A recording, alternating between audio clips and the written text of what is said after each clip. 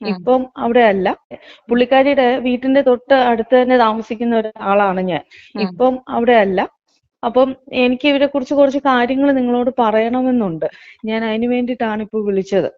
നിങ്ങള് ഈ ആരും വിചാരിക്കുന്ന പോലെ ഒരു സ്ത്രീയൊന്നും അല്ല അവര്. അവരുടെ സ്വന്തം ഭർത്താവിനെ ഇവർക്ക് ഫസ്റ്റ് പിന്നെ ഈ അനാഥാലയങ്ങളിൽ പിരിവ് നടത്തി എടുക്കുന്ന പിരിച്ചു പൈസ കൊടുക്കുന്ന ഒരു ജോലിയായിരുന്നു ഈ പറഞ്ഞ അമ്പിളിക്കും ഇവരുടെ സഹോദരി ചേച്ചി മല്ലികയ്ക്കും. അപ്പോ അമ്പിളി എന്ന് ഇവര് പറയുന്നത് ഗിരിജയല്ലേ? അമ്പിളി എന്ന് ഗിരിജയുടെ പേരാണ് അമ്പിളി. അമ്പിളി എന്ന് പറഞ്ഞാൽ അറിയും. അപ്പോ ഇവർക്ക് ഈ അനാഥാലയത്തിൽ പൈസ പിരിച്ചു കൊടുക്കുന്ന ഒരു ജോലിയായിരുന്നു. പേര് മല്ലിക എന്നാണ്. അപ്പോ ഈ സ്ത്രീകൾ ഈ ഒരു ഫീൽഡിലായിരുന്നു വർക്ക് ചെയ്തുകൊണ്ടിരുന്നത്. അങ്ങനെ ഈ അമ്പിളി എന്ന് പറഞ്ഞ ഈ സ്ത്രീയെ ഒരു അനിൽ എന്ന് പറഞ്ഞ ചേട്ടൻ ഉം. വിവാഹം കഴിക്കുകയും ഇവര് തമ്മിൽ സന്തോഷമായിട്ട് മുന്നോട്ട് പോയി 2 മക്കളും ജനിക്കുകയും ചെയ്തു.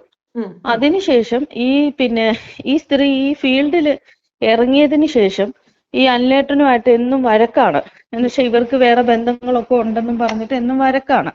അങ്ങനെ ഒരു ദിവസം ഈ അനിലേട്ടൻ ഈ സ്ത്രീയെയും ഇവരുടെ കാമുകനെയും ഒരു ഓട്ടോയിൽ വെച്ചിട്ട് പിടികൂടി. ആഹാ. ഓട്ടോയിൽ വെച്ച് പിടികൂടി വലിയ വഴക്കായി ബഹളമായി. ഇവരുടെ കാമുകൻ ആ അനിലേട്ടനെ അവിടെ ഇട്ട് കുത്തിക്കൊന്നു. പത്തനാപുരത്തിട്ട് കുത്തിക്കൊന്നു. ഞങ്ങൾ ആ പത്തനാപുരംകാര് തന്നെയാണ്. അവിടെ ഇട്ട് കുത്തിക്കൊന്നു. ഉം. ഉം. അവിടെ ഇട്ട് ഒരു കടയുടെ ഫ്രണ്ടിലിട്ട് കുത്തി. അപ്പൊ തന്നെ ആ ചേട്ടൻ മരിച്ചു. അതിനുശേഷം ഇവര് ഈ പല വൃത്തികേടുകളും കാണിച്ചിട്ടാണ് ഈ സ്ത്രീ പിന്നീട് സ്വന്തമായിട്ട് ഒരു അനാഥാലയം തുടങ്ങിയത്. അന്ന് തൊട്ട് ഇവർക്ക് ചെയ്യാൻ പറ്റാത്ത ഒന്നുമില്ല. അത്രയ്ക്ക് വൃത്തികേട് ഈ സ്ത്രീ കാണിച്ചിട്ടുണ്ട്. അതിനുശേഷം സ്വന്തം ഭർത്താവിനെ കുത്തിക്കൊല്ലിച്ചതെന്ന് തന്നെ പറയാം സത്യം പറഞ്ഞാല്. അന്നൊക്കെ ഞങ്ങൾ ചെറുപ്പമാണ്, കൊച്ചു പിള്ളേരാണ്, 10-12 വയസ്സേ ഉള്ളൂ. അതിനുശേഷം ഇവര് അനാഥാലയം തുടങ്ങിയതിന് ശേഷം ഈ ഞങ്ങളുടെ ഒക്കെ വീട്ടിന്റെ അടുത്ത് തന്നെ ഉള്ള ഒരു പയ്യനുണ്ടായിരുന്നു. അവന് അന്ന് ആ ടൈമിൽ 2010 ആ ഒരു ടൈമിലാണേ. അപ്പോ ആ പയ്യന് 19 വയസ്സേ ഉള്ളൂ. ഞങ്ങളുടെ അപ്പൊ എനിക്ക് പിന്നീട് കുറച്ച് നാള് ഒരു 19 വയസ്സൊക്കെ ആയി. എനിക്കും ആ പയ്യന്റെ അത്രയും പ്രായമായി. അപ്പോ ഈ 19 വയസ്സുള്ള പയ്യൻ ഈ സ്ത്രീയായിട്ട് അവിഹിത ബന്ധം ഉണ്ടായിരുന്നു. മീൻസ് ഇവരുമായിട്ട് എല്ലാം രീതിയിലുള്ള ബന്ധം ഉണ്ടായിരുന്നു. ഞങ്ങൾക്കൊക്കെ അറിയാം. അപ്പോ ഇവര് പെട്ടെന്ന് ഇവനിൽ നിന്ന് അകന്നപ്പോ ഇവന് ഭയങ്കര വിഷമവും സങ്കടവും ഒക്കെ ആയി. അപ്പൊ ഇവന്റെ വെറുതായിട്ടുള്ള വീഡിയോ കാണിച്ചിട്ട് ഈ സ്ത്രീ പറഞ്ഞു, ഇനി എന്നെ ശല്യം ചെയ്താ ഞാൻ ഇത് നാട്ടിൽ മൊത്തം കാണിക്കും എന്നൊക്കെ പറഞ്ഞപ്പോ ഇവരെ അകന്നു പോയതിൽ വലിയ സങ്കടമായി. അവൻ കയറി തൂങ്ങി മരിച്ചു.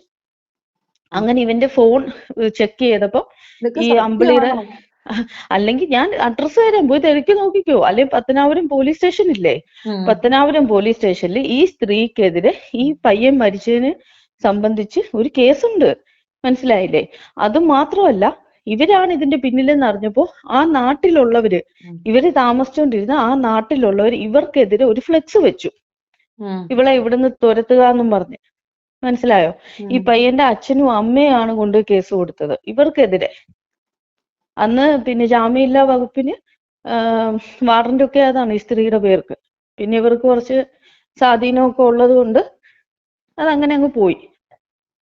ആത്മഹത്യാ പ്രേരണ കുറ്റം വലിയ ക്രൈമായിട്ട് ഇപ്പൊ എടുക്കുന്നില്ല, അതാണ്. എടുക്കുന്നില്ല. അല്ല, ആ ഒരു ടൈമിൽ ഇവർക്കെതിരെ ജനങ്ങൾ വലിയ പ്രക്ഷോഭമായിരുന്നു. ഇവർക്കെതിരെ ഫ്ലെക്സും മറ്റുള്ള കാര്യങ്ങളും ഒക്കെ വെച്ചു. ആത്മഹത്യാ പ്രേരണ കുറ്റം വലിയ ക്രൈമായിട്ട് ഇപ്പൊ എടുക്കുന്നില്ല, അതാണ്. എടുക്കുന്നില്ല. അല്ല, ആ ഒരു ടൈമിൽ ഇവർക്കെതിരെ ജനങ്ങൾ വലിയ പ്രക്ഷോഭമായിരുന്നു. ഇവർക്കെതിരെ ഫ്ലെക്സും മറ്റുള്ള കാര്യങ്ങളും ഒക്കെ വെച്ചു. ഇതൊക്കെ വെച്ച് കഴിഞ്ഞിട്ട് ആണ് പക്ഷെ ഇവള് ഒളിവിൽ പോയി. ഈ പറഞ്ഞ സ്ത്രീ ഒളിവിൽ പോയതിന് ശേഷം, അല്ലെ ഞാൻ പറഞ്ഞത് കൊണ്ട് മാത്രം നിങ്ങളത് വിശ്വസിക്കണ്ട, അല്ലെങ്കിൽ നിങ്ങളത് ഒരു ഇതിലെടുക്കണ്ട. അവിടെ ചെല്ലുക. ഞാൻ പ്രൂഫ് ഇപ്പൊ എനിക്ക് പുറമേ വന്ന് നിങ്ങളോട് ആരോടും വന്ന് പറയാൻ പറ്റില്ല. കാരണം ഞാനിപ്പോ ആ സ്ഥലത്തില്ലെങ്കിലും എന്റെ റിലേറ്റീവ്സ് ഒക്കെ അവിടെ ഉള്ളതാണ്. അപ്പൊ അതുകൊണ്ട് അവർക്കൊരു ബുദ്ധിമുട്ട് ഞാൻ കാരണം ഉണ്ടാവരുത്. പക്ഷെ പറയണം എന്ന് കരുതിയതുകൊണ്ട് ഞാൻ പറഞ്ഞു വന്നു. കാരണം എനിക്ക് ഇത്രയും പറയേണ്ട കാര്യം എന്നറിയോ, ഈ സ്ത്രീയെ പൊക്കി പിടിച്ചുകൊണ്ട് കുറെ യൂട്യൂബ് ചാനലുകൾ ഞാൻ കണ്ടപ്പോ സത്യം ഞാൻ കണ്ണു നിറഞ്ഞുപോയി. കുറെ യൂട്യൂബ് ചാനലുകൾ വളരെ ദാനശീലയാണ്, അതാണ് ഇതാണ്, സ്വന്തം മകനെ കെട്ടിച്ചു കൊടുത്തു എന്നൊക്കെ പറഞ്ഞിട്ട് ഇങ്ങനെ കാണിച്ചു. പക്ഷെ ഇവരുടെ മകന് സത്യം പറഞ്ഞാൽ ആ പത്തനാപുരത്ത് ആരേലും പെണ്ണു കൊടുക്കുമെന്ന് തോന്നുന്നുണ്ടോ?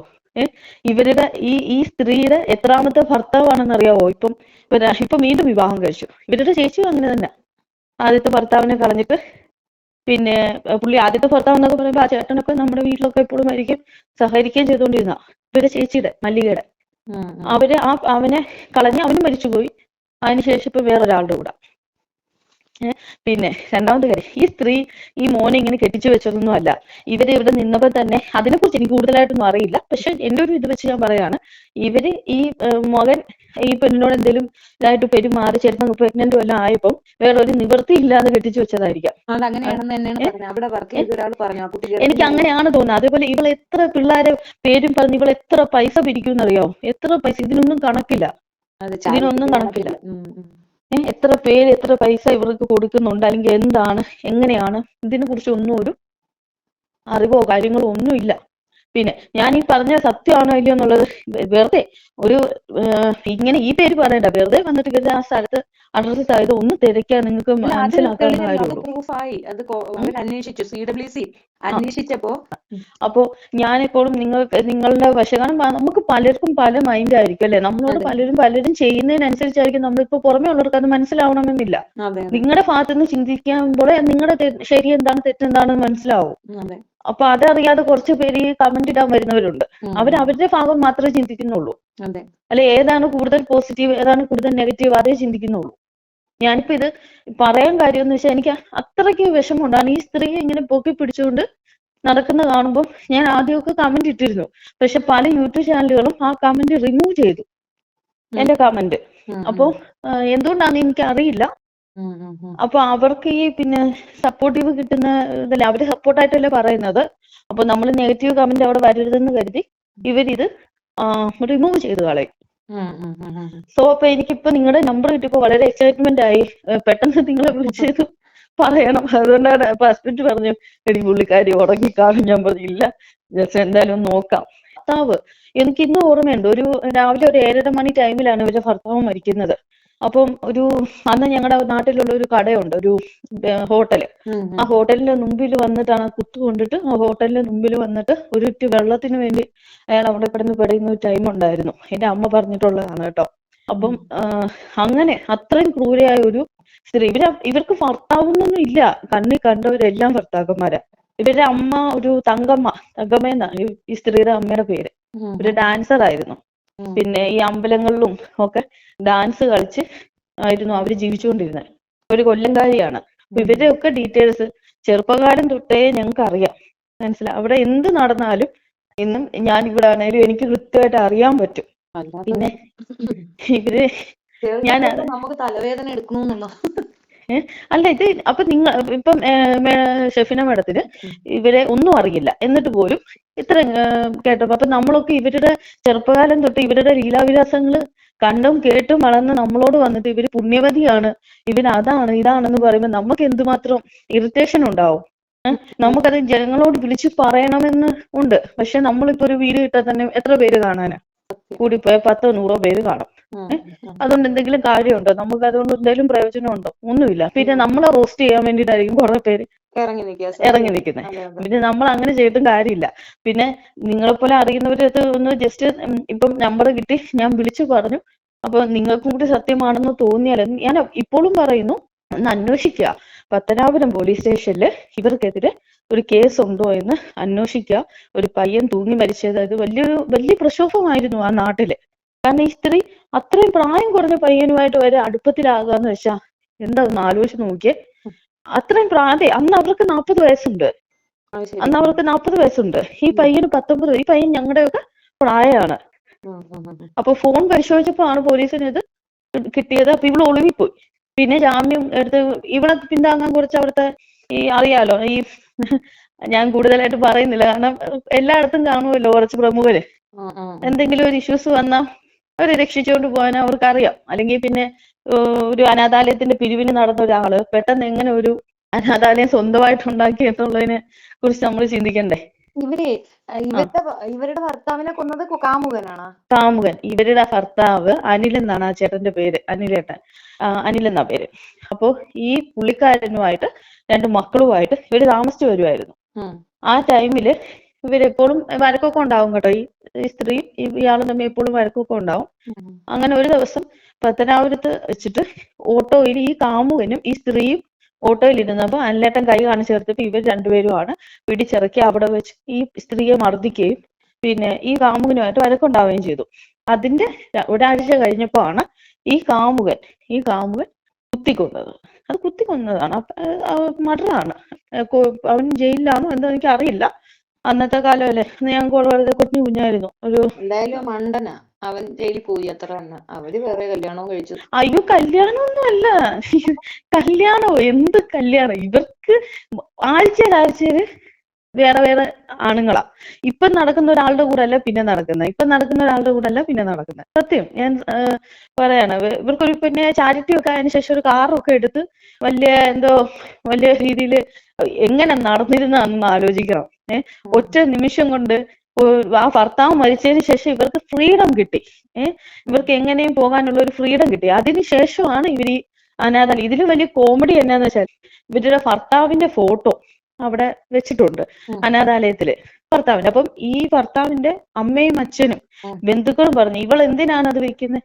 ഇവള് കാണുന്നല്ലേ എന്റെ മോൻ മരിച്ച, അയാൾ നല്ലൊരു കുടുംബത്തിൽ പറഞ്ഞൊരു വ്യക്തിയായിരുന്നു. ഇവരെക്കാളിലൊക്കെ ഇവരെന്ന് വെച്ചാൽ ഈ അങ്ങനെയാണ് അറിയപ്പെടുന്നത് അവിടെ. അപ്പൊ ആ ലക്ഷം വീട് കോളനിയിലാണ് ഇവള് താമസിച്ചുകൊണ്ടിരുന്നത്. അപ്പൊ ഈ പയ്യെന്ന് വെച്ചാൽ അനിലേട്ടൻ വെച്ചാൽ കുറച്ച് പിന്നെ സാമ്പത്തികം ഉള്ളത്, ചെറിയ തോതില്, കുറച്ചും കൂടി ഇവരെക്കാളും നല്ലൊരു ഉയർന്ന ഇതില്ല. അപ്പൊ അവരുടെ അച്ഛനും അമ്മയും ഇന്നും പറഞ്ഞിട്ടുണ്ട്, എന്തിനാണ് ഇവിടെ എന്റെ മകന്റെ ഫോട്ടോ ഇങ്ങനെ വെക്കുന്നതെന്ന്. അയാളുടെ അവസാനത്തെ ആഗ്രഹമായിരുന്നു ഇതെന്നല്ലേ അവർ പറഞ്ഞിരുന്നു. എന്റെ പൊന്ന് ചേച്ചി, സോറി ഷെഫീനത്ത, അയാൾക്ക് ഇവരിങ്ങനെ ഒരു തുടങ്ങുന്നെന്ന് പോലും അറിയില്ല. ഇങ്ങനെ ഒരു സ്ഥാപനം അവര് തുടങ്ങുന്നെന്ന് പോലും, അങ്ങനെ ചിന്തിക്കാനുള്ള സാമ്പത്തിക സ്ഥിതി പോലും ഇല്ല. അന്നൊന്ന് കൊണ്ടുവന്ന് കഴിഞ്ഞിരുന്നവരാണ്. അയാൾ കൂലിപ്പണിക്കാ പോയിക്കൊണ്ടിരുന്നത്. അയാൾ എങ്ങനെയാ അപ്പം ചിന്തിക്കുന്നേ? നാളെ ഞാനൊരു ചാരിറ്റി സ്ഥാപനം തുടങ്ങുമ്പോൾ എന്റെ പേര് ഭൂസ്വത്ത് ഉണ്ടവരിലാണെങ്കിൽ നമുക്ക് പറയാം, നാളെ ആ ഭൂസ്വത്ത് കൊണ്ട് നമ്മൾ തുടങ്ങി കഴിഞ്ഞിട്ട് നാളെ ആ ചാരിറ്റിയിൽ എന്റെ പേര് ഇടണോ, അല്ലെങ്കിൽ അങ്ങനെ ചിന്തിക്കാം. ഇത് അന്നൊന്ന് കൊണ്ടുവന്ന് കഴിഞ്ഞിരുന്ന ഒരു വ്യക്തി, അനിൽ എന്ന് പറഞ്ഞ ആ ചേട്ടൻ, എങ്ങനെയാണ് ഈ പിന്നെ എന്റെ പേര് ഇടണോന്ന് ഇവരോട് പറയുന്നത്? ഒന്ന് ആലോചിച്ച് നോക്കിക്കേ. ഇവര് മരിച്ചു പോകുന്നു, അല്ലെങ്കിൽ അനിലേട്ടൻ മരിച്ചു പോകുന്നു, നേരത്തെ അനിലേട്ടൻ അറിയാവോ? ഇല്ലല്ലോ. ഈ സ്ത്രീയാണ് അവരുടെ മുഖം കാണുന്നത് പോലും എനിക്ക് വെറുപ്പാണ്. കാരണം ഞാൻ കണ്ടു വളർന്ന ഒരു സ്ത്രീയാണിത്. അതുകൊണ്ടാണ് ഞാൻ പറഞ്ഞത്. ഇവിടെ വീട്ടിലന്ന് ഞങ്ങൾക്കൊരു ഈ സ്ത്രീശക്തി എന്ന് പറഞ്ഞൊരിതുണ്ട്. അപ്പൊ എനിക്കല്ല, എന്റെ അമ്മയ്ക്ക്. അപ്പൊ എന്റെ അമ്മയുടെ സ്ത്രീശക്തിയില് ആദ്യത്തെ സെക്രട്ടറി ഇവളായിരുന്നു, ഈ അമ്പിളി സെക്രട്ടറി. അതിനുശേഷം ഇവള് ലോൺ എടുത്തിട്ട് കുറച്ച് പൈസ എല്ലാം മുക്കി കളഞ്ഞിട്ട് അതിനുശേഷമാണ് വേറൊരു പെണ്ണിനെ അവിടെ തന്നെയുള്ള വേറൊരു ചേച്ചിയെ പിടിച്ച് പ്രസിഡന്റ് സെക്രട്ടറി ആക്കിയത്. അതിനുശേഷം ഇവള് മുങ്ങി. പക്ഷെ ഇവളുടെ ചേച്ചി ഇപ്പോഴും ആ സ്ത്രീശക്തിയിൽ അംഗമാണ്. അതുകൊണ്ട് കേസ് പിന്നെ പറയുന്നത് ഭയങ്കര കള്ളുകുടിയും ബാക്കി പ്രശ്നമാണ്. ഇവളുടെ മോനല്ലേ, അവന് വേറെ എവിടെങ്കിലും പെണ്ണ് കിട്ടുമോ? എന്നാ ഇങ്ങനെ ചിന്തിക്കണമായിരുന്നു. ഇതൊക്കെ രഹസ്യമായിട്ടൊക്കെ നടത്തിയിട്ട് മിണ്ടാതിരുന്നാ പോരായിരുന്നു. ഇതിപ്പോ യൂട്യൂബിൽ കൊണ്ടിട്ടത് കൊണ്ടല്ലേ ഇവരുടെ ഒക്കെ ചരിത്രം എല്ലാരും കേറി തോന്നുന്നത്. അപ്പൊ ഇവർക്ക് എന്നാ കിട്ടേണ്ടത്? കണ്ടന്റ് കിട്ടണം. ഇവർക്ക് തന്നെ വലിയ നന്മമരമാകണം. എത്ര ഒക്കെ ആണേലും കാക്ക കുളിച്ച കുക്ക. ഇവളെ എങ്ങനെ നന്മമരമാക്കി? ഇവള് കുറച്ച് പുറകിലോട്ട് ചിന്തിച്ചു നോക്കിയാ ഇവളെ പോലെ വൃത്തികേട് ചെയ്ത ഒരു സ്ത്രീ ലോകത്തില്ല. അപ്പൊ ഇവളെങ്ങനെ നന്മമരം ആവും? പെട്ടെന്ന് ഒരു ദിവസം ഇങ്ങനെയൊക്കെ കാണിച്ചാൽ നന്മമരം ആവുമോ? അതല്ല, അതിൽ കൂടെ ഫണ്ട് വരുമേ. പക്ഷെ എന്തിനാണ് ഇങ്ങനെ ഇൻവെസ്റ്റ് ആ കുഞ്ഞുങ്ങൾക്ക്? സത്യം പറഞ്ഞാൽ ഇന്നും ആ പരിസരത്തുള്ള വീടുകളിൽ നിന്നാണ് ആ കുഞ്ഞുങ്ങൾക്ക് ഡ്രസ്സ് കൊടുക്കുന്നത്. അപ്പൊ ഇത്രയും ഫണ്ട് വരുന്നവർക്ക് ഒരു ജോഡി ഡ്രസ്സ് ആ കൊച്ചുങ്ങൾക്ക് എടുത്തു കൊടുക്കാനില്ലെന്ന് വെച്ചാൽ ഒന്ന് ആലോചിച്ച് നോക്കിയേ. ഇപ്പൊ ഞാൻ ചെയ്തിട്ട് പറയുന്നത്, ഞാൻ എല്ലാ മാസവും എനിക്ക് കിട്ടുന്നതിൽ ഒരു പങ്ക്, അല്ലെങ്കിൽ എന്റെ ഹസ്ബൻഡിന് എനിക്കും കിട്ടുന്നതിൽ ഒരു പങ്ക് എപ്പോഴും നമ്മള് ഇല്ലാത്ത കുഞ്ഞുങ്ങൾക്ക് കൊടുക്കും. അല്ലെങ്കിൽ പിന്നെ ടൗണിൽ കൊണ്ടുപോയി ഒരു നേരത്തെ ഭക്ഷണം ഞായറാഴ്ച തോറും ഒരു 50 പേർക്ക് കൊടുക്കുന്ന ഒരു രീതിയുണ്ട്. അപ്പൊ ഞാൻ എപ്പോഴും ഹസ്ബൻഡിനോട് പറയും, ഇങ്ങനെ ചാരിറ്റി ഇങ്ങനെയുള്ള ഇവിടെ കൊണ്ടുപോയി കൊടുക്കരുത്. അവർക്കൊന്നും അധികം കിട്ടത്തില്ല. നമ്മളെ കൊടുക്കുക, റോഡ് വഴി പോകുമ്പോ ഒരാൾക്ക് ഇല്ല എന്നുണ്ടെങ്കിൽ 100 രൂപ 1000 രൂപ എടുത്ത് കൊടുക്കുക. അങ്ങനെ കൊടുത്താൽ അതിലൊരു നന്മയുണ്ട്. ഇങ്ങനെ കൊടുക്കുന്ന കാശൊക്കെ ഇവരുടെ അണ്ണാക്കിനകത്തോട്ടേ പോകത്തുള്ളൂ.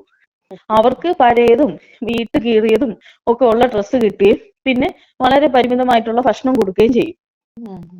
ഞാൻ പറഞ്ഞത് മനസ്സിലായോ? നമ്മൾ അങ്ങനെ ചെയ്തിട്ട് കാര്യമില്ല. ഇവര് ഈ സ്ത്രീ ഇത്രയും ക്രൂരത ചെയ്ത ഒരു സ്ത്രീ എങ്ങനെയാണ് മറ്റുള്ളവർക്ക് സാന്ത്വനം ആവുന്നത്? ഞാൻ അറിയാൻ പാടില്ലാണ്ട് ചോദിക്കാം. അവരുടെ ഉള്ളിൽ എപ്പോഴും ആ ഒരു ക്രൂരത എപ്പോഴും ഉണ്ടായിരിക്കില്ലേ? തീർച്ചയായിട്ടും. ഇതിപ്പോ വേറൊന്നുമല്ല, ആ കൊച്ചൊരു പാവമായിരിക്കാം, അതിനെ കണ്ടാലറിയാം.